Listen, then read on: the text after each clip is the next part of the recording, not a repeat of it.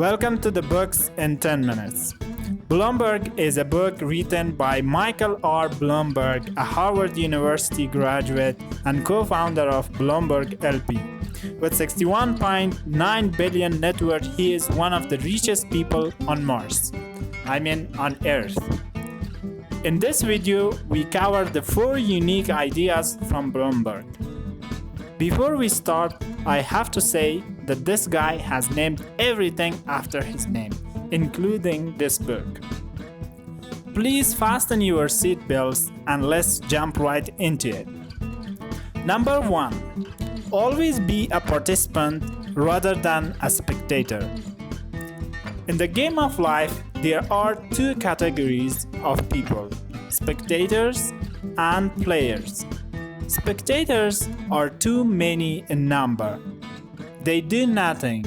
They just sit back, eat their popcorns, drink their beverage, and have no influence whatsoever in the result of the game.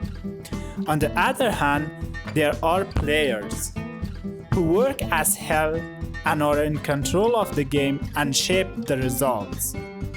They get all the money, they receive all the applause, and most importantly, they enjoy the game more than everyone else. Whether you're in business, academia, politics, the arts, religion, or whatever, it is a real high to be a participant rather than a spectator. So the next time you went to a game, just make sure to jump into the playground and have some influence in the game by interrupting it. That was a joke, ladies and gentlemen. Please do not do that. Number 2. Work hard and find ways to enjoy it. Think about the percentage of your life spent working and commuting. If you are not content doing it, you are probably pretty miserable with the situation and you cannot get out of your bed on Mondays, and will probably get deadly sick just to avoid getting to office. Now imagine if you loved doing what you do and enjoyed your work. In this case, you would wake up early in the morning and prepare for the office and get on your way as soon as you can. Michael Bloomberg, Elon Musk, Donald Trump, and many others gave credit to the hard work for their success. They enjoy what they do just as you enjoy sex. Never let planning get in the way of doing. Most of the people spend too much time on planning when they want to do something, and when they start implementation, they find out that in many occasions their planning and estimations were wrong, and they have trouble adjusting their plans, as they have such a systematic plan that a change in one element needs adjustment in many others. Don't devise a 5-year plan or great leap forward. Central planning didn't work for Stalin or Mao, and it won't work for you either. All you have to do is think logically and dispassionately about what you would like to do, work out all steps of the process, the entire what, when, where, why, and how. Then sit and write it out.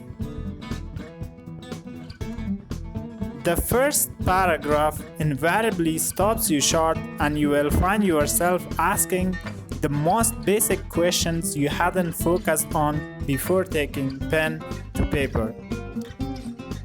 Make sure your written description follows from beginning to end in a logical, complete, doable path. Then tear up the paper. That is all the planning you need to do. Number 4. Do things differently. If you seek to do things the way it is done, it means you try to learn how others, usually the people with whom you compete, are doing it. And since it is they that have decided how to do things based on their own strengths and weaknesses you never succeed to do as good as them. In this case, they have defined the rules, and for sure letting your opponents define the rules is the sure way to come in second. And in life, unlike in children's games, second place is first loser. In this scenario, you ask yourself, how competitors are doing it? I should learn from them. No, you shouldn't. While on the other hand, if you understand the subject at hand, and based on your own understanding and analysis, find ways to achieve success, you break the rules and remake them. In this case, you are defining the rules and remaking them the way that suits you the best. In this scenario, you ask yourself, how can I produce this product different than others? Example, let's say you are 5'6" tall and smart and good in football.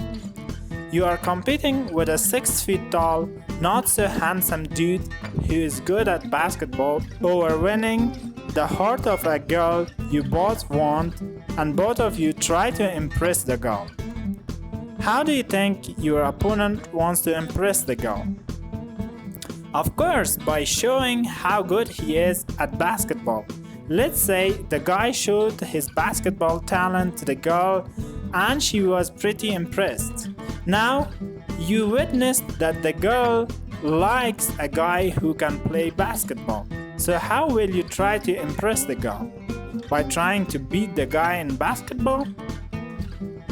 If so, you are really screwed, as he is already good at it and you are not. But in the meanwhile, let's say you think it through and you find out that it is not the basketball that the girl is impressed by, but rather the sport in general. It means you can impress her by your football skills, in which you are far superior already.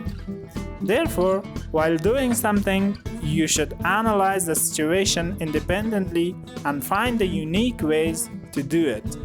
In actual life situations, since we do not understand many things, we tend to copy others without really understanding why things are done the way they are done. That was it for today. Wish you luck and hope you learned something and enjoyed the video. Please leave your comments for my improvement, and do not forget to subscribe to my channel and like and share the video if you found it useful. Thank you.